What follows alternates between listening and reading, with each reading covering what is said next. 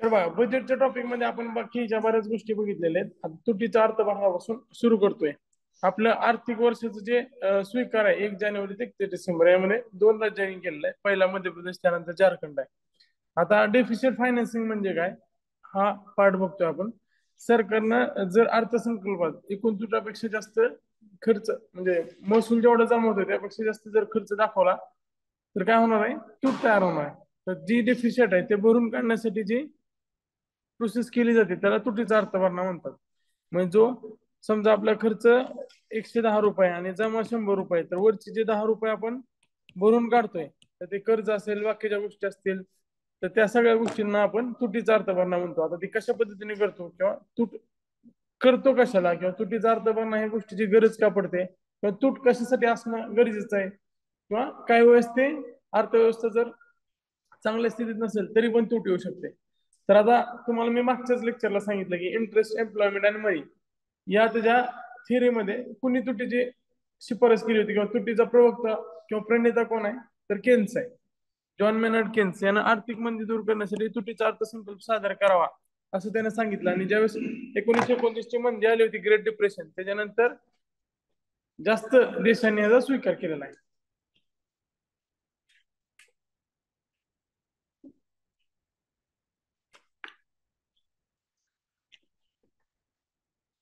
जसं बघा, आपण एखादा बिझनेस चालू करतो आणि त्याच्यामध्ये आपल्याला पैशाची गरज असते, त्यावेळेस कर्ज घेऊन तो बिझनेस एक्सपांड करतो. तसंच देशाचा आहे. देशाला जर विकासाच्या वेगाने विकासात पुढे घेऊन जायचं असेल तर मग त्यासाठी तूट असलेला अर्थसंकल्प सादर केला पाहिजे, जेणेकरून नियोजनाला मदत होईल.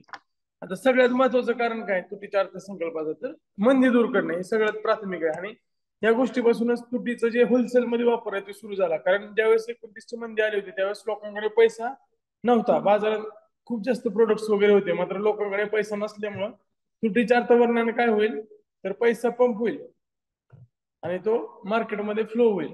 तर त्यासाठी आर्थिक मंदी दूर करणे पहिला आहे. त्यानंतर आर्थिक विकास करणे. मी तुम्हाला मागे सांगितलं की कॅपिटल इन्व्हेस्टमेंट मध्ये तुटीच्या अर्थसंकल्पातून आपण जास्त पैसे टाकले तर पुढच्या काळात त्याचा वापर आपण डेव्हलपमेंटसाठी किंवा जीडीपी ग्रोथसाठी करू शकतोय. त्यासोबतच कल्याणकारी विकास योजना राबवण्यासाठी जरी पैसे कमी पडत असेल तरी पण तुटीचा अर्थसंकल्प सादर करतो. नियोजनात जी उद्दिष्ट ठेवलेली त्या नियोजनातल्या उद्दिष्टानुसार जे टार्गेट्स आहेत ते पूर्ण करण्यासाठी सुद्धा तुटीचा अर्थसंकल्प सादर केला जाऊ शकतो. त्यातलं मी सुरुवातीला सांगितलं तुम्हाला की तुटीच्या अर्थसंकल्पाचा उदय किंवा त्याचं जे होलसेल मध्ये वापर आहे ते कशापासून सुरू झालेला आहे, आर्थिक मंदीपासून. त्यामुळं तूट भरून काढणे आणि आर्थिक मंदी दूर ठेवणे ह्यासाठी सगळ्यात आधी प्राथमिक किंवा जुनं उद्दिष्ट आहे तुटीचा अर्थ भरण्याचा. पण तुटीचा अर्थ भरण्याचा आता वापर आपण प्रोग्रेसिव्ह पद्धतीने करतो, जीडीपी ग्रोथ रेटसाठी, डेव्हलपमेंटसाठी, नियोजनाचे टार्गेट पूर्ण करण्यासाठी. आता तुटीचा अर्थ भरणा करणं म्हणजे काय, थोडक्यात सोप्या भाषेत कर्ज घेणे. आता ते कर्ज कशा पद्धतीने घेतलं जाईल, परकीय मदत असेल तर ते जवळपास फुकट असतं. परकीय मदत हे म्हणजे गरीब देश आहे किंवा विकसनशील देश आहेत त्यामुळं मोठ्या देश देतात आपल्याला, किंवा मग काय इन्स्टिट्यूशन आहेत, इंटरनॅशनल इन्स्टिट्यूशन, ते सुद्धा मदत करतात. कर्जामध्ये दोन कंपोनंट आहेत, एक परकीय कर्ज आणि एक अंतर्गत कर्ज. त्यासोबतच आरबीआय कडून सुद्धा उचल केली जाते. आणि आरबीआयचा जो रिझर्व्ह असतो, म्हणजे आरबीआयचा जो उत्पन्नातून ते रिझर्व्ह तयार केला असतात तो सुद्धा सरकार घेऊ शकतं. आणि कधी कधी रिझर्व्ह बँकेकडून कर्ज घेते, त्यासोबतच चलन निर्मिती किंवा नोटा छापते. आता परकीय कर्ज आणि अंतर्गत कर्जामध्ये काय काय येतं आपण ते डिटेलमध्ये बघूया. आता सार्वजनिक कर्ज म्हणजे दोन टाईपचे कर्ज आहेत, अंतर्गत कर्ज आणि परकीय कर्ज. सार्वजनिक कर्ज म्हणजे सरकारने घेतलेलं कर्ज, त्याला आपण सार्वजनिक कर्ज म्हणतो. अंतर्गत कर्ज म्हणजे काय, त्या देशाच्या आतून घेतलेले जे कर्ज असतं त्याला अंतर्गत कर्ज, आणि देशाच्या बाहेरून घेतलेलं असतं ते परकीय कर्ज. त्यासोबत सरकारची इतर लायबिलिटीज आहेत. सरकारनं समजा त्यांचं जे पब्लिक अकाउंट आहे, प्रोव्हिडंट फंड आहे किंवा नॅशनल सेव्हिंग सर्टिफिकेट आहे, त्याच्या पैशातून जर उचल केली ती सुद्धा इंटरनल खर्चामध्ये मोजली जाते. त्यामुळं ते लक्षात असू द्या. परकीय मदत कशी असणार आहे, जवळपास फ्री असणार आहे. अजून लक्षात ठेवा, एकदा रिपीट करतो, परकीय मदत कसं असणार आहे, जवळपास मोफत असणार आहे. त्यानंतर परकीय कर्ज जे असतं ते दुसऱ्या देशाकडून घेतलेलं असतं. आता त्याचा फायदा काय माहिती आहे आणि तोटा काय, हे दोन गोष्टी लक्षात घेणं गरजेचं आहे. परकीय कर्जामुळे काय होईल, देशातला पैसा होणार नाही, त्यामुळे इथं मंदी येण्याचं काय कारण नाही. देशातला पैसा तेवढाच राहतो, त्या पैशामध्ये काही कमतरता होत नाही सरकारने जर घेतलं तर. परकीय कर्जाचा तोटा कोणता आहे तर आपल्याला बाहेर व्याज द्यावं लागेल, त्यामुळे पुढच्या काळात ते आपल्याला फायदेशीर ठरणार नाही. व्याजाचा जर आकडा मोठा असला तर मग परत पुढच्या काळात तो तुटीला चालना देईल. आज जर आपण कर्ज काढलं, समजा आज आपल्याला 1,000 कोटीचं कर्ज काढलं, तर पुढच्या वर्षी अनुत्पादक खर्च आपण बघतोय ना, जो व्याजासाठी द्यावा लागतो तर तो वाढेल. तो त्याचा एक तोटा आहे. फायदा काय तर देशातला जे चलन पुरवठा आहे त्याच्यावर परिणाम होत नाही. अंतर्गत कर्ज जे असेल तर आता यामुळे देशाचं जे सार्वभौम आहे ते टिकून राहील. दुसऱ्या देशाकडे आपल्याला जायची गरज नाही. मात्र देशातला पैसा जर आपण वापरला तर चलनघट होण्याची शक्यता. परत अजून मंदिरात ते एक वेगळं चक्र तयार होईल. इथं चलनघट होईल आणि ते कमी करण्यासाठी अजून कर्ज घ्यावं लागेल, त्यामुळे ते सायकल एक तयार होऊ शकते. आता रिझर्व्ह बँकेकडून उचल म्हणजे काय तर रिझर्व्ह बँकेचा स्वतःचा एक फायदा असतो आणि त्याचा स्वतःचा एक रिझर्व्ह असतो. आता मागच्या वेळेस ज्यावेळेस वाद झाला होता उर्जित पटेल आणि तत्कालीन गव्हर्नमेंटचा, तर तो या रिझर्व्ह मुळे झाला होता. तर ते प्रकरण आपण पुढे बघणार आहोत. आता हा जो खर्च होतो ते सगळं खर्च व्यवस्थित करण्यासाठी आपण खर्च व्यवस्थापन आयोग सुद्धा स्थापन केला होता, त्याच्यावर प्रश्न पण आलेला आहे, ते आपण पुढच्या टप्प्यात बघूया. नंतर ते वरच्या साईडला लिहून घ्या. खर्चावर नियंत्रण ठेवण्यासाठी खर्च व्यवस्थापन आयोग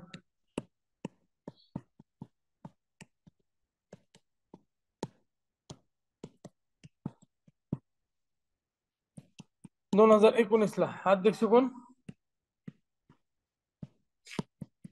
विमल जालान. आता विमल जालन साहेबांना का आणलं होतं तर सरकारचा वाद चालू होता आरबीआय सोबत, की आरबीआयचा जो रिझर्व्ह आहे तो सरकारला पाहिजे होता, कारण त्यावेळेस जी तुटीचा अर्थ भरणा करण्यासाठी त्यांना पैसे पाहिजे होते पण कर्ज काढायचं नव्हतं. मग विमल जालन समिती त्यांनी नेमली, कारण असं डायरेक्ट आरबीआय कडनं पैसे घेता येऊ शकत नाही, परत त्याला टीका वगैरे होऊ शकते. त्यामुळे विमल जालन हे अर्थतज्ञ आहेत आणि त्यांची समिती नेमल्यामुळे त्या समितीने परत शिफारस केली की आरबीआय ला स्वतःजवळ फक्त 5.5 ते 6.5% राखीव निधी ठेवला पाहिजे आणि इतर कुणाला द्यायला पाहिजे त्यांनी गव्हर्नमेंटला. आरबीआयने फक्त स्वतःजवळ 5.5 ते 6%, 6.5% रिझर्व्ह निधी ठेवावा,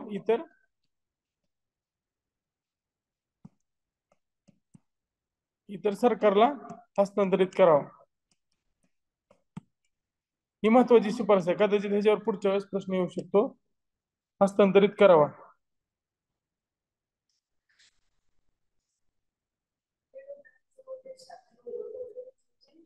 हा आता बाकीच्या बँक आहेत ते 10 ते 14, 15, 13 असं ठेवतात. आपला 23 ते 27% होता आरबीआयचा. तर त्यांनी सांगितलं की टोटल रिझर्व्ह पेक्षा फक्त तुम्ही 5.5 ते 6.5% ठेवा, बाकी सगळं गव्हर्नमेंटला देऊन टाका, गव्हर्नमेंटला खर्च करण्यासाठी.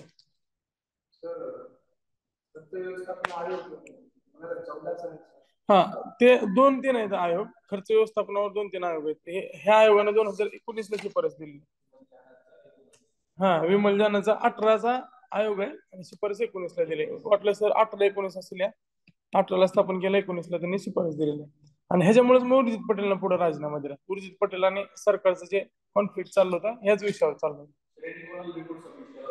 ह्यांनी सरकारलाच केला रिपोर्ट सर्व, कारण सरकारनं नेमली होती. आरबीआयच्या म्हणजे एक पक्ष आरबीआय होता ना त्यामध्ये, सरकारला सपोर्ट केला. वित्त मंत्रालयाने नेमलेली हा समिती होती. आता बघा, एक चलनविषयक तूट आहे, त्याला मॉनिटरी डेफिसिट म्हणतात. जर समजा आरबीआय कडून कर्ज घेतलं तर त्या डेफिसिटला मॉनिटरी डेफिसिट म्हणतात, एवढं लक्षात ठेवा. त्यासोबतच नोटा छापणे हा लास्ट रिसॉर्ट आहे. शेवटचा जो मार्ग आहे तो नोटा छापणे. म्हणजे नोटा छापल्यानंतर त्याचे खूप जास्त वाईट परिणाम अर्थव्यवस्थेवर होऊ शकतात.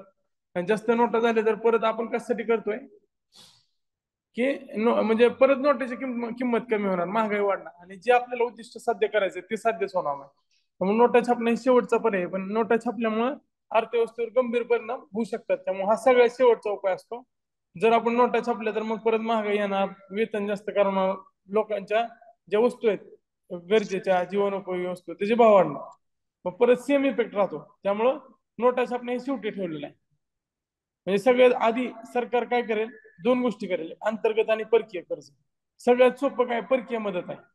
सगळ्यात सोपं परकीय मदतला काय परत द्यावं लागत नाही. मात्र नंतर परकीय खर्च, अंतर्गत खर्च, त्याच्यानंतर रिझर्व्ह बँकेचा स्ट्रेंज तो ठरलेला आहे. रिझर्व्ह ट्रेंच एवढा मोठा नसतो.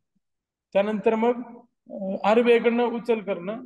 अंतर्गत कर्जामध्ये काय करू शकते सरकार, तर डिबेंचर, बॉन्ड्स, त्यानंतर सिक्युरिटीज, ट्रेझरी बिल्स हे विकू शकतं अंतर्गत कर्जामध्ये देशाच्या आतमध्ये. त्याचा सरकारची जी देणी आहेत त्याच्यामध्ये मी तुम्हाला आता सांगितलं अंतर्गत कर्जामध्ये काय, तर कुणाकडनं पण उभं करू शकतात, ते व्यक्ती घेऊ शकतात, ते जे काय सरकारनं बॉन्ड काढलेले आहेत कंपनी घेतात, लोक घेतात. आणि जे कमी असतात, म्हणजे कमी कालावधीसाठी 11 महिन्यापेक्षा कमी, त्याला ट्रेझरी बिल असं म्हणतात.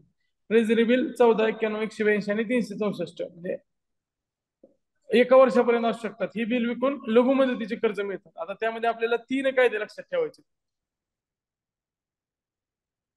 हे एकाखाली एक लिहून घेता का? आता हे जे आपण कर्ज घेतो, आरबीआय कडनं पैसे उभा करतो किंवा कर्ज घेण्याचे कुठल्या कुठल्या पद्धती आहेत त्याच्यावर कायदे कोणते आहेत? तर ways and means advances, ways and means advances, WMA असं शॉर्ट मध्ये त्याला कंसात लिहा तुम्ही, म्हणजे पुढच्या वेळेस तुम्हाला या पद्धतीने केंद्र आणि राज्य दोघांना कर्ज घेता येऊ शकतं. WMA पद्धतीने कोण कोण कर्ज घेऊ शकतं? केंद्र सरकार पण घेऊ शकतं आणि राज्य सरकार पण घेऊ शकतं. त्यानंतर दुसरा टाईप आहे, WMA नुसार कोण घेणार आहे? केंद्र सरकार, राज्य सरकार. 1997 ला ही पद्धत सुरू झाली, WMA म्हणजे कायदा आला. त्याच्यानंतर कॅश मॅनेजमेंट बिल,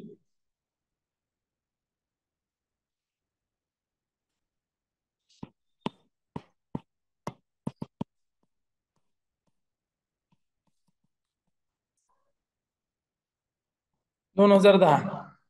हे फक्त केंद्र सरकार कर्ज घेऊ शकते या पद्धतीने. तर कोण कर्ज घेऊ शकते या पद्धतीने? केंद्र सरकार.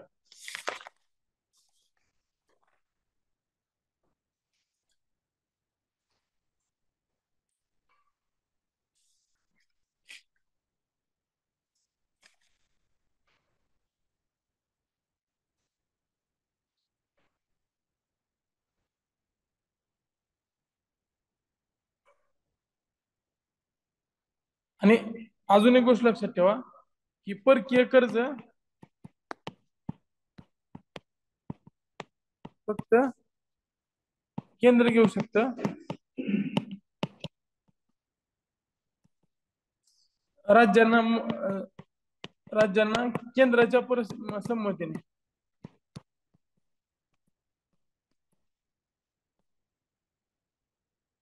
परकीय मदत घेता येते.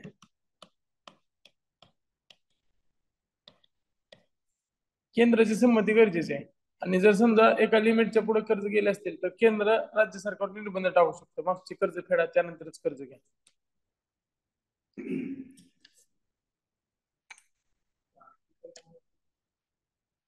हा, आर्टिकल 200, थांबा एक मिनिट. आर्टिकल एकदा बघून सांगतो, एका मागे एक आर्टिकल आहे. पॉलिटी मध्ये तुम्ही किती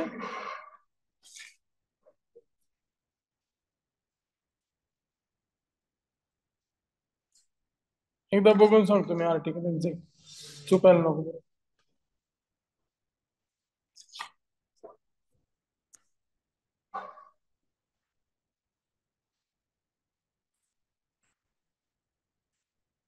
आता वेज अँड मीन्स ऍडव्हान्सेस लिहिलेत ना, त्याच्या कंसातल्या खाली 90 दिवसापर्यंतचे कर्ज असतात.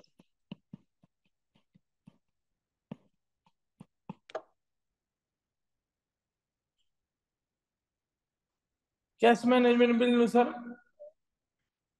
हे सुद्धा 90 दिवसापर्यंतचे असतात.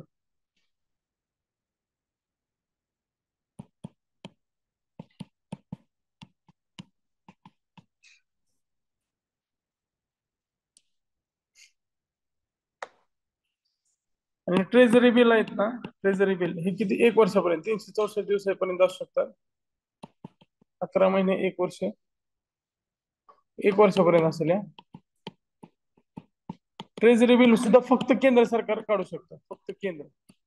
म्हणजे केंद्र आणि राज्याला फक्त ways and means advance, WMA नुसार दोघांना कर्ज घेतात.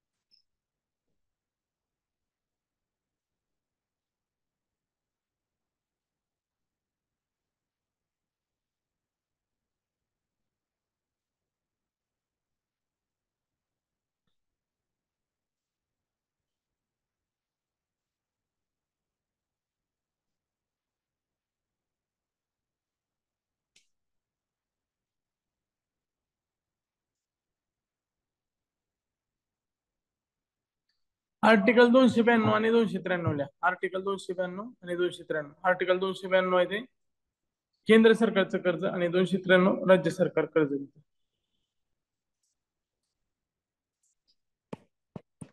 आर्टिकल म्हणजे कलम.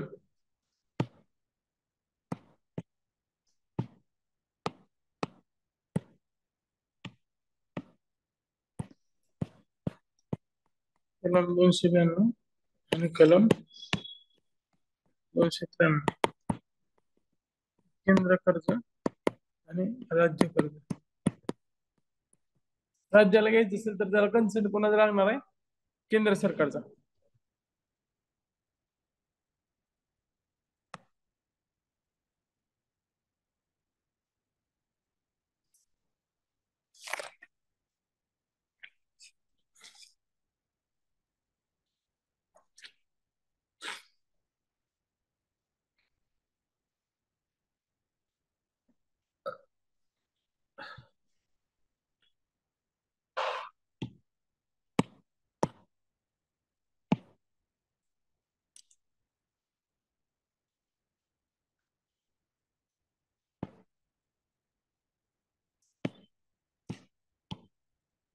आता बघा, पब्लिक अकाउंटिंग अँड ऑडिटिंग ह्याच्यामध्ये जो सरकार खर्च करतो त्याच्यावर नियंत्रण कशा पद्धतीने ठेवता येते, तर पहिलं सगळ्यात आधी संसदाने मान्यता दिल्याशिवाय 117 आर्टिकल अप्रोप्रिएशन बिल, 114 आर्टिकल आणि 111 आर्टिकल मनी बिल, या सगळ्या ह्याच्यानुसार कोणाचं नियंत्रण आहे त्याच्यावर? पैसे खर्च करण्यावर संसदेचा आहे. संसद मान्यता दिल्याशिवाय ते पैसे खर्च करता येत नाही, 1 रुपया त्यामधून काढता येत नाही. आता यात सगळ्यात जास्त अधिकार आहे तो लोकसभेचा, पर्टिक्युलर जर विचारला तर. कारण लोकसभेला मनी बिल हे करायचे अधिकार आहे, लोकसभा किंवा संसद. त्यानंतर वित्त मंत्रालय दैनंदिन म्हणजे बजेट मांडायपासून ते खर्च करायचं नियोजन करायपर्यंत सगळं वित्त मंत्रालयाचं इकॉनॉमिक अफेअर्स डिपार्टमेंट बघतं. आता ज्यावेळेस खर्च होऊन जातो त्यावेळेस कॅगची भूमिका येते. कॅग काय करतं? झालेला खर्च योग्य झाला का नाही, योग्य पद्धतीवर झाला का नाही, आणि तेवढेच पैसे त्याला अलोकेट झाले होते का नाही, या सगळ्या गोष्टीवर लक्ष ठेवतो. आता ह्याच्यानंतर सीजे नावाचं एक पद आलं, सीजे कंट्रोलर जनरल ऑफ अकाउंट्स. आता ह्यामध्ये कन्सेप्ट सरांनी पण दिलेले आहेत की अकाउंट्स आणि ऑडिट ह्याच्यामध्ये काय फरक आहे. म्हणजे अकाउंट्स म्हणजे काय, तर अकाउंट म्हणजे तुम्ही जमा खर्च लिहिलेला आहे, म्हणजे एवढ्या मुलांनी फी दिली आणि एवढ्या मुलाचं ऍडमिशन झालं, हे अकाउंट्स म्हणतो आपण. अकाउंटिंग म्हणजे काय, तर त्याचा आपण फिल्टर लावून काढतो. समजा आता ज्योग्राफी ऑप्शनलला एवढे लोक आहेत, त्यांची एवढी फी जमा झालेली आहे, टीएसआर ला एवढे लोक आहेत, युपीएससी ला एवढे लोक आहेत, एमपीएससी ला एवढे लोक आहेत, कंबाईनला एवढे लोक आहेत, असं आपण सेग्रिगेशन करतो. त्याला काय म्हणतो आपण? अकाउंटिंग. आणि ऑडिट म्हणजे काय, तर त्या क्लासचा खर्च कसा झालाय, त्यांनी शिक्षकांच्या फीवर एवढा खर्च केलाय, लाईट बिलवर एवढा केलाय, पेपरवर एवढा केलाय, झेरॉक्सवर एवढा केलाय, हे सगळं काय झालं? ऑडिट. खर्च होऊन झाल्यानंतर ऑडिट. अकाउंट म्हणजे फक्त लिहिणं, अकाउंटिंग म्हणजे फिल्टर लावून व्यवस्थित माहिती सेग्रिगेट करणं, आणि ऑडिट म्हणजे काय, तर झालेला खर्च कशा पद्धतीने झालाय त्याचा आढावा घेणं, त्याला ऑडिट म्हणतो आपण. अकाउंट्स, अकाउंटिंग आणि ऑडिट हे 3 टप्पे आहेत. आता अकाउंटचं काय असतं, तर लेखे तयार करणं. लेखे तयार करताना जर व्यवस्थित लिहिलं तर आपल्याला समजणार आहे. बघा, दुकान बंद करताना सामान्य व्यापारी काय करतात, संध्याकाळी त्यांचे सगळ्यांचे हिशोब लिहितात. समजा एखादं हॉटेल असेल तर त्यानं डेअरीवाल्याला किती रुपये दिले, किराणावाल्याला किती रुपये दिले, भाजीवाल्याला किती रुपये दिले, हा, या सगळ्या गोष्टी तो लिहितो. मग त्यानंतर कोल्ड्रिंक वाल्याला किती दिले, पाणीवाल्याला किती दिले, मजुरांचे पगार किती झाले, हे सगळं तो लिहून काढतो. ते जर व्यवस्थित लिहिले असतील तरच त्याला उद्या समजणार आहे. ते आजचा खर्च आणि आजचे जमा हे तो लिहितो, आणि रोजचं किती पैसे पेटीमध्ये शिल्लक झालेले ते टाकतो, आणि बाकीचे पैसे तो स्वतः घेऊन जातो. त्याला अकाउंट म्हणतो आपण. आता त्याला जर ऑडिट करायचं असेल तर पुरा, तर हे अकाउंट व्यवस्थित लिहिणं गरजेचं आहे. अकाउंट चांगल्या पद्धतीने व्यवस्थित फॉर्मॅटमध्ये मेंटेन करणं गरजेचं आहे. आणि ते अकाउंट कशाचे असतील? चालू वर्षाचे असतील. कारण आता आपण लिहितोय ना, ऑडिटिंग कधी होणार आहे? नंतर होणार आहे, तो खर्च होऊन गेल्यानंतर. मग आपल्याकडे पण काय करतात, सहसा मागच्या वर्षीचं ऑडिट करतात. बाकी सगळं तर काय सोपं काम आहे. आता अकाउंटंटचं काम काय असतं? लेखे तयार करणं, बरोबर आहे का? सीए जो असतो ऑडिटर, तो नंतर करतो, तो हे करत नाही. अकाउंटंट म्हणजे काय, तो पूर्ण वेळ आपण नेमलेला एखादा कर्मचारी असतो, त्या अकाउंटंटचा कॉमर्स वगैरे झालेला असतो, तो रोजचा व्यवहार टिपत असतो. मात्र जो अकाउंट लिहितो तोच ऑडिट करतो का? नसतं, ते काम दुसऱ्याला दिलेलं असतं, बरोबर आहे का? कारण ज्यानं गुन्हा केलाय त्यालाच तपास करायला लावणं हे चुकीचं आहे. म्हणजे गुन्ह्याचा संबंध येत नाही तर तरी पण जो अकाउंट लिहितो तो ऑडिट करत नाही, ऑडिटसाठी वेगळा व्यक्ती असतो. आणि ह्याच भूमिकेत ना सीजे ची निर्मिती झाली होती. आता वित्त मंत्रालय जे आहे त्याच्याकडे महत्वाचं अकाउंटिंगचं काम आहे, यासाठी सीजे नावाच्या पदाची निर्मिती केलेली आहे.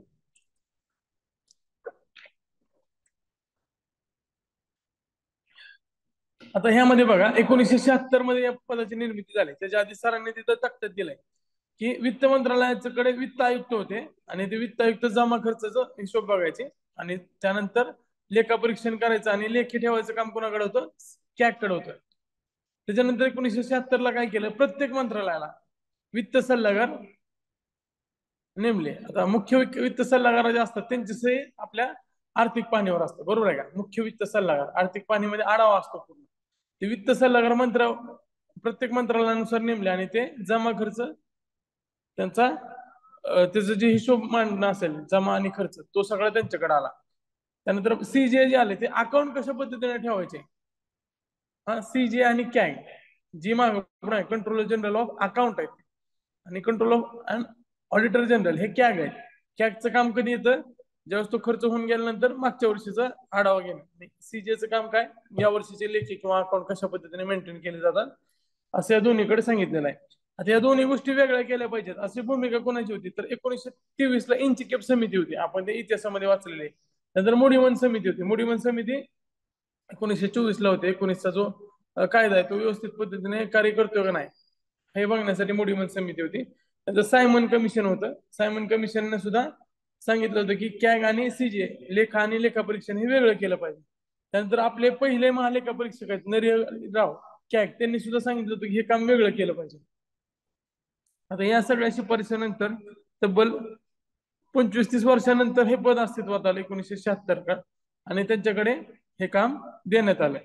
आता दोन संस्था महत्वाचे ते सरांनी पण दिलेत, पण वरच्या साईडला लिहून घ्या. अर्थतज्ञांनी मिळून Institute of Public Accounts in India ही संस्था कधी स्थापन केली, 1996. लेखामधले जे अर्थतज्ञ आहेत त्यांनी institute of Public accounts of in India 1996 ला, आणि लेखा परीक्षकांनी परत जे माजी लेखा परीक्षक असतील किंवा जे रिटायर झाले त्यांनी मिळून audit advisory board, audit advisory board हा कधी स्थापन केलाय, 1999 ला. ह्याच्या सालावर प्रश्न येऊ शकतो कारण कॅग वर बरेच प्रश्न विचारून झालेले. आता नवीन प्रश्न आले तर अशा संदर्भात प्रश्न येऊ शकतात.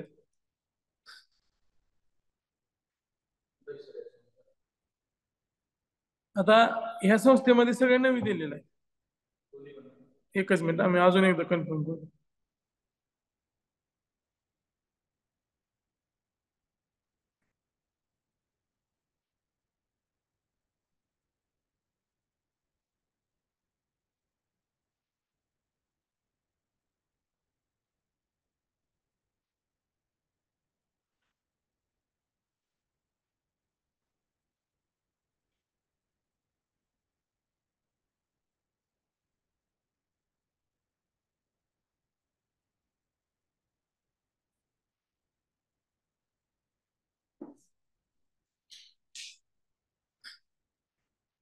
हा नवी दिल्लीलाच आहे इन्स्टिट्यूट ऑफ.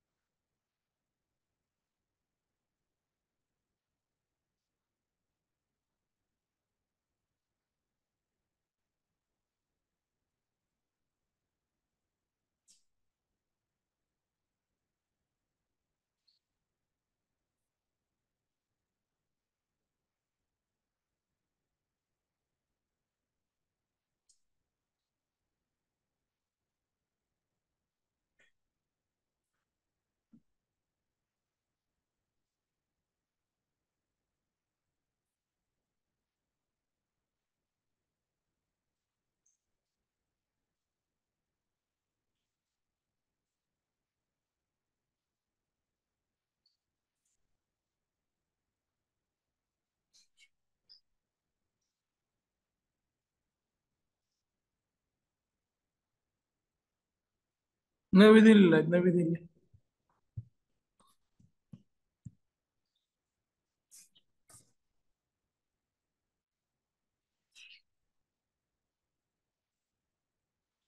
आता ह्याच्या आधी 150 कलमावर सुद्धा प्रश्न आला होता, 151 वर सुद्धा आला होता. 150 नुसार आहे ना, जे लेखाचे स्वरूप आहेत ते कशा पद्धतीने विहित करायचे ते जबाबदारी राष्ट्रपतीवर आहे.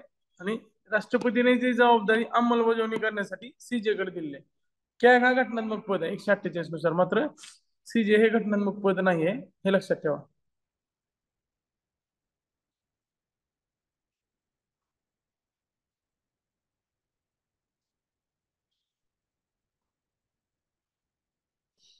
सीजेचं काम काय जर आपण बघितलं तर त्यांच्या नावानुसार लेखा व्यवस्था प्रस्थापित करणं आणि ते व्यवस्थित पद्धतीने राखणं जे टेक्निकली साऊंड असेल.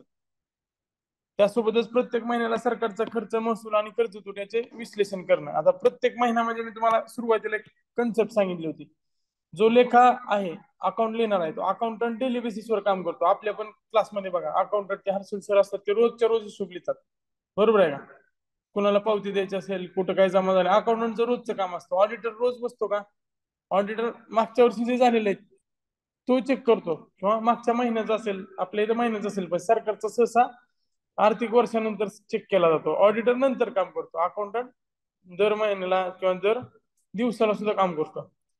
आता संसदेला सादर करण्यासाठी जे अप्रोप्रिएशन साठीचे जे अकाउंट आहेत ते सुद्धा ते तयार करतात, आणि सरकारच्या जमा खर्चाच्या नोंदीसाठी योग्य फॉर्मॅट्स तयार करतात. फॉर्मॅट्स, हॉटेलवाल्याचं उदाहरण सांगितलं तुम्हाला, त्याने जर व्यवस्थित फॉर्मॅट मध्ये नाही लिहिलं तर ते त्यालाच कळणार नाही उद्या काय झालं तर. त्याला फॉर्मॅट व्यवस्थित पाहिजे, तरच ते पुढे चेक करायला सोपं जाईल. आता त्यानंतर कॅग नावाचे जे घटनात्मक पद आहे ते कलम 148 अंतर्गत राष्ट्रपती मार्फत त्याची नेमणूक होते. कार्यकाळ 6 वर्ष किंवा 65 वर्ष. जी घटना आधी घडेल तो कार्यकाळ त्यांचा असतो. आता ह्याची पात्रता अशी स्पेशल सांगितलेली नाही, मात्र त्यांना प्रशासकीय कामाचा अनुभव असला पाहिजे, तसंच लेखा परीक्षण आणि वित्तीय वारणाचा त्यांचं ज्ञान असलं पाहिजे. आता त्यांना बडतर्फ करण्यासाठी सर्वोच्च न्यायालयाचे जे न्यायाधीश आहेत तीच सेम पद्धत वापरली जाते. सर्वोच्च न्यायालयाची पद्धत माहिती आहे तुम्हाला. तो दोन्ही सभागृहात त्यांच्या बडतर्फीचा प्रस्ताव मांडला जातो, आणि मतदानात भाग घेणाऱ्या सदस्यांच्या 2/3 बहुमताने तो संमत झाला, राष्ट्रपती आदेश काढून दोन्ही सभागृहात झालेल्या त्या ठरावाच्या आधारे या कॅगला निलंबित करतात किंवा बडतर्फ करतात. आता वेतन काय, तर सर्वोच्च न्यायालयाच्या न्यायाधीशाप्रमाणे त्यांना भत्ते, पगार आणि पेन्शन मिळतात. कॅगच्या दोन गोष्टी सर्वोच्च न्यायालयाप्रमाणे आहेत, त्याची बडतर्फी पण तशीच आहे, आणि वेतन, भत्ते, पगार सुद्धा सेमच आहेत. त्यामुळे ते कॅगचं लक्षात ठेवा. आता जसं निवडणूक आयोग हे सुद्धा एकदम महत्वाची बॉडी आहे, लोकशाहीच्या पिलरमध्ये महत्वाचं आहे, मात्र निवडणूक आयुक्त जे आहेत त्यांना अशा गोष्टी नाहीत. त्यांचा पगार तसा नाही, त्यांची बडतर्फीमध्ये फक्त हे बाकीचे आयुक्त आहेत त्यांना तर सहज बडतर्फ करता येतं. त्यांना तर फक्त निवडणूक आयोग मुख्य आयुक्त आहेत त्यांच्याशी चर्चा करून बडतर्फ करता येतं, मात्र त्यांची पगार वगैरेसाठी कन्सोलिडेटेड फंड जो आहे आपला त्याच्यावर तो चार्ज नाही आहे, मात्र कॅगचा चार्ज आहे, हे लक्षात ठेवा. आणि त्यांना पगार सुद्धा सर्वोच्च न्यायालयाचा न्यायाधीशाला जेवढा पगार आहे तेवढाच पगार त्यांना सुद्धा मिळतो. आणि त्यांना काय सेवा शर्तीमध्ये विशेष अधिकार दिलेले आहेत. त्यांच्या वेतन, सेवा शर्ती, पेन्शन, निवृत्ती ह्याच्यामध्ये बदल करता येत नाही, एक्सेप्ट आर्थिक आणीबाणी असेल तर त्या अपवादात्मक परिस्थितीत करता येऊ शकते. निवृत्तीनंतर ते केंद्र किंवा राज्याच्या खाली कोणत्याही येणाऱ्या पदासाठी पात्र ठरणार नाही. आता कॅगला दोन प्रकारची महत्वाची कार्य करावे लागतात, त्यात कुठलाही तर लेखा विषय आणि लेखा तपासणी विषय.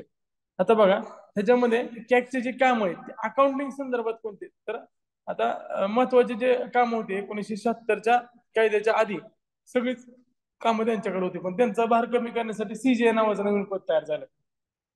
आता लेखासाठी काय त्यांच्याकडे, तर पेन्शन सेवा आणि लेखा परीक्षण आणि लेखा विभाग हे जे लेखे फक्त त्यांच्याकडे आहे, आणि त्यासोबत राज्य आणि केंद्रशासित प्रदेशाचे आहेत. केंद्र सरकारच्या लेखाचं काम कोणाकडे गेलंय, सीजे कडे गेलंय, मात्र राज्य, केंद्रशासित प्रदेश त्यासोबतच पेन्शन सेवा आणि स्वतः त्या डिपार्टमेंटचे जे लेखे आहेत लेखा परीक्षण आणि लेखा विभागचे तेवढेच त्यांच्याकडे राहिलेले. तर त्याच्या बाजूला अजून एकदा लिहून घ्या तुम्ही त्यांचे जे काम आहेत त्याच्यामध्ये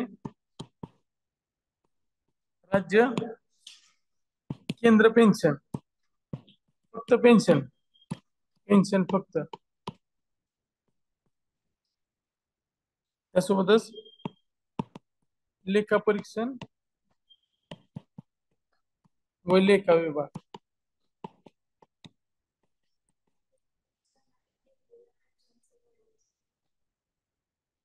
हा मग केंद्राची पेन्शन सेवा, राज्य केंद्र राज्याचे नाही, राज्याच्या पेन्शन सेवेचं आहे ना ते राज्याचं ऑडिटर असतात त्यांच्या अंडरच असतात, पण राज्याचे लेखा परीक्षक असतात ते करतात.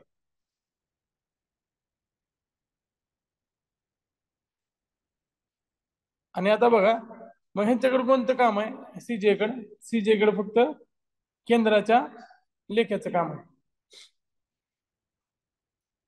कारण ते कायद्यामध्ये स्पेसिफिक मेन्शन केलेलं आहे. 1976चा कायदा ना तो स्पेसिफिक मेन्शन करतो, म्हणजे क्रमाने लिहिलेलं आहे ABCD. त्यामध्ये राज्याचे लेखे, राज्याचे पूर्ण लेखे. आता पेन्शन सेवेचा त्यामध्ये उल्लेख केलेला नाही स्पष्ट. आता कायद्याचा अर्थ, आता कायदा तयार करताना सगळ्या गोष्टी विचारात घेतलेल्या नसतात. आता त्याचा इन्फ्लुअन्स काढावा लागतो. आता राज्याचे लेखे असतील तर राज्याचे पेन्शन मध्ये त्यामध्येच जाईल ना, जर आपण डीप मध्ये विचार केला तर. इथे केंद्रीय पेन्शन फक्त काय लिहिलं आहे तर, कारण केंद्रीय वेतन जे किंवा केंद्राचे इतर लेखे जे ते कोणाकडे आहेत? सीजे कडे आहेत. आणि पेन्शन सेवा त्यांनी स्पेसिफिक मेन्शन केलंय. राज्याचे सगळेच लेखे असतील. आणि आता ह्यांना मदत करायला खाली कोण आहेत? राज्याचे ऑडिटर सुद्धा आहेत. त्यामुळे हे लक्षात ठेवा. आता सॉरी, इथं 76चा कायदा झाला. 1976 नुसार आहे ना ते सीजेची नेमणूक झाली. मात्र या सगळ्या वर्गीकरणाला 1971चा कायदा जाऊन होता. 1971च्या कायद्यानुसार कामाची विभागणी केलेली आहे. अमेंडमेंट नाही, 1976च तो कायदा आहे त्याच्यानुसार सीजेची नेमणूक झालेली आहे. दोन कायदे.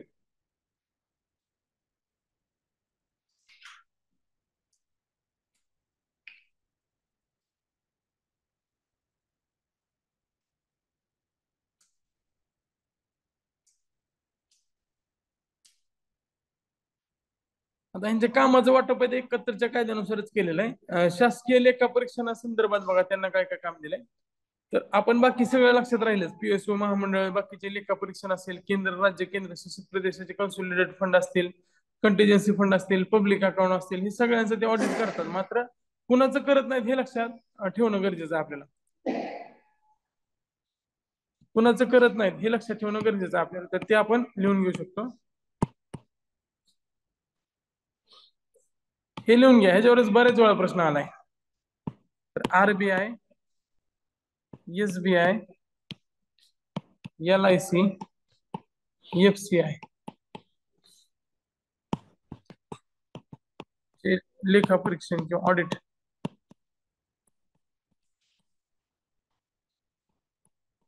खासगी CA करतात. त्यांच्या कायद्यात अशी तरतूद आहे. RBI, SBI, LIC, FCI food corporation of India चे लेखा परीक्षण किंवा ऑडिट खासगी CA करतात, हे लक्षात ठेवा. कारण संबंधित कायद्यात अशी तरतुदी केलेले आहेत.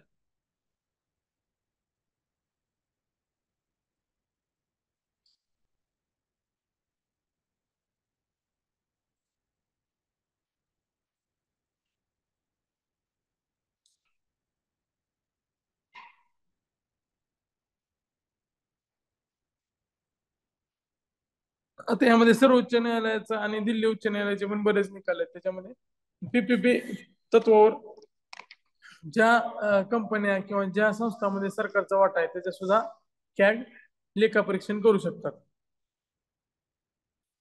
आता लेखा परीक्षण करताना कोणत्या कोणत्या पद्धतीने लेखा परीक्षण केलं जातं तर त्याच्यामध्ये बघा, पहिलं आहे पुस्तकात पण दिलेलं आहे. रेग्युलर ऑडिटचे कोणते कोणते टाईप आहेत. तर एक आहे कंप्लायन्स ऑडिट.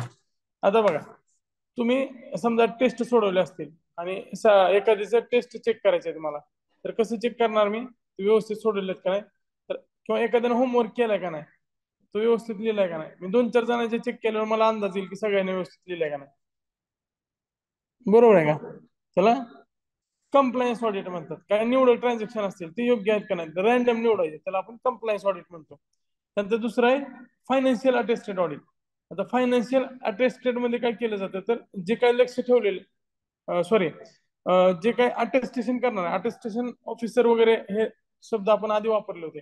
अटेस्टेड करणं म्हणजे काय, त्याला प्रमाणित करणं, सर्टिफाईड करणं. आता अटेस्टेड ऑडिट जे असतं ना त्यामध्ये जे तज्ञ आहेत त्या क्षेत्रातले त्यांचं त्याच्यावर सही किंवा त्यांच्या पद्धतीने आपण पुढे घेतो. उदाहरणार्थ आपले जे डॉक्युमेंट असायचे आधी ते आपण दंडाधिकारी असायचे ना, कार्यकारी दंडाधिकारी असं हे दिलेलं असायचं त्यांना, ते चेक करायचे आणि त्यांचं सही शिक्का असायचं. त्यामुळे काय व्हायचं, इथं परत चेक करायची गरज लागत नसायची. तसंच हे ऑडिट योग्य आहे का नाही त्यासाठी मग जे सनदी लेखापाल आहेत किंवा CA आहेत त्यांची मदत घेतली जाते आणि त्यांच्या सहीनुसार ते बरोबर आहेत असं समजलं जातं. त्यानंतर परफॉर्मन्स ऑडिट, परफॉर्मन्स नावानुसारच आहे. समजा आता एखादं काम केलंय, झाडं लावलेले आहेत किंवा एखादं जलसंसाधनाचं काम आहे, त्याच्यामुळं किती क्षेत्र भिजणार आहे ह्याचं काय तर टार्गेट घेऊन ते काम ठेवलेलं असेल. समजा 100 हेक्टर जमिनी ओलिताखाली आणण्यासाठी एखादं धरण बांधलं गेलं असेल, तर त्याच्यामुळे परफॉर्मन्स त्याचा काय, 100 हेक्टर ओलिताखाली आली का फक्त 20च आली हे चेक करावं लागेल. त्याला परफॉर्मन्स ऑडिट असं म्हणतात. त्याच्यामध्ये सरांनी पण उदाहरणं दिलेली की एखादी योजना राबवल्यानंतर बालमृत्यू दर कमी झालाय का, हे सगळं जे आपण पॅरामीटर चेक करतो त्याला आपण परफॉर्मन्स ऑडिट म्हणतात. आता त्याच्यामध्ये अजून आयटी ऑडिट आहे. आयटी ऑडिट म्हणजे काय, तर जे ई गव्हर्नन्स आहे किंवा इलेक्ट्रॉनिक ज्या योजना असतील त्याच्या सगळ्यांचं पडताळणी केली जाते. सोशल ऑडिट म्हणजे काय, तर सामाजिक परिणाम किती झालाय त्या गोष्टींचा, त्या सामाजिक परिणामांचा ऑडिट जे केलं जातं त्याला सोशल ऑडिट म्हणतात. आणि शेवटी एन्व्हायरमेंटल ऑडिट म्हणजे काय, तर ते शाश्वत विकास किंवा पर्यावरणाच्या संदर्भात असणार आहे. ते शब्दानुसार आहे, त्यामुळे त्याला काही एवढं डिटेलमध्ये बघायची गरज नाही. आता कलम 151 नुसार प्रश्न आला होता. कलम 151 नुसार महालेखा परीक्षक केंद्राचे अहवाल कोणाला सादर करतील, राष्ट्रपतींना, आणि राज्याचे कोणाला सादर करतील, राज्यपालांना.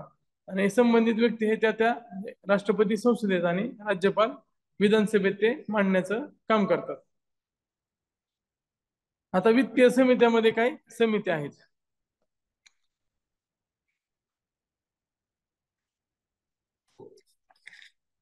आता आपल्याला चेंज कधी झालं एवढं फक्त इथे लिहून घ्यायचं आहे.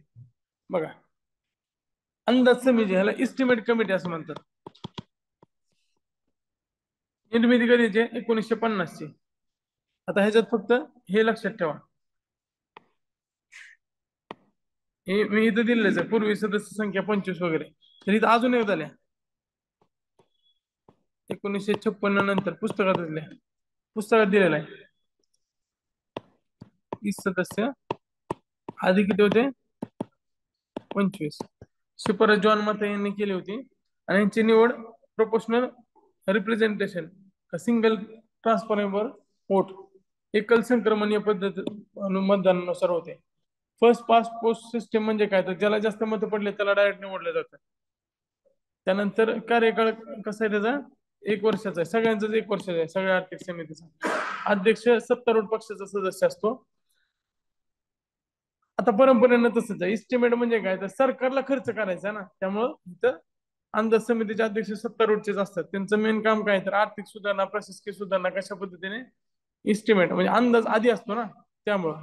आता सतत मितव्ययता समिती काय म्हणतात, कारण ते खर्च करायचा अजून, त्यामुळे ते काटकसर करू शकतात. खर्च झाल्यावर काटकसरचा विषय येत नाही ना.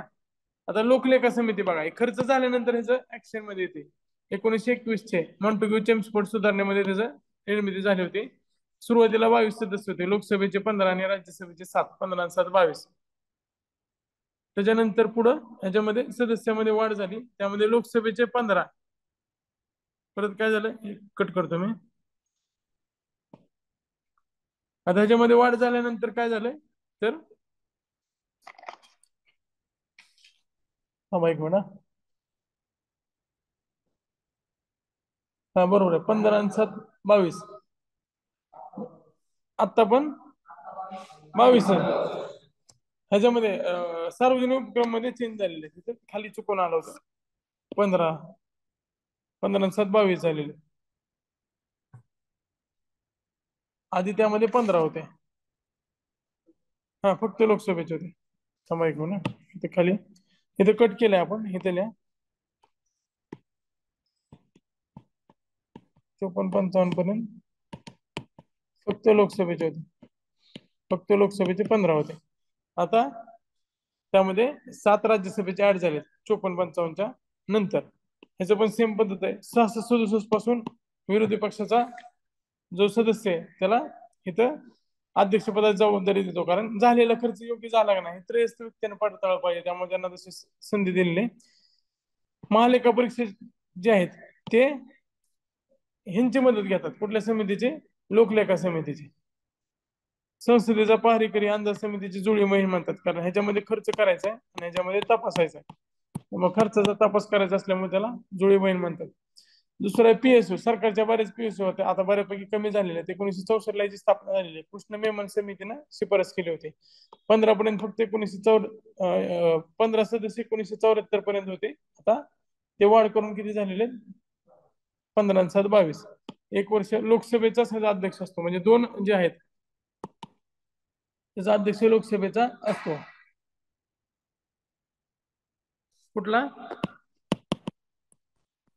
अंदाज आणि सार्वजनिक उपक्रम ह्याच्यामध्ये असं काही बंधन नाही. लोकसभा राज्यसभेचा असू शकतो. सार्वजनिक उद्योगाच्या अहवालाचे लेखाचे परीक्षण करणे हे त्याचं काम आहे.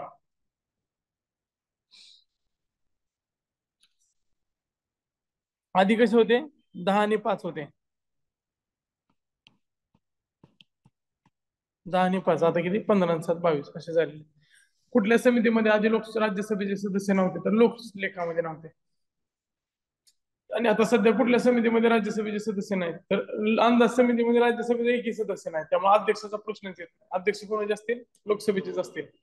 म्हणजे अंदाज समिती आणि सार्वजनिक उपक्रम समिती या दोन मध्ये अध्यक्ष जे आहेत ते लोकसभेचे आहेत. कारण त्यामध्ये दोघांना म्हणजे उपक्रम समितीमध्ये अशी तरतूद केलेली आहे आणि अंदाज समिती सगळे लोकसभेचीच निर्मिती झालेली आहे. त्यामुळं इथं आपला हा टॉपिक संपतोय. आता आपण पुढे कर रचना घेऊया.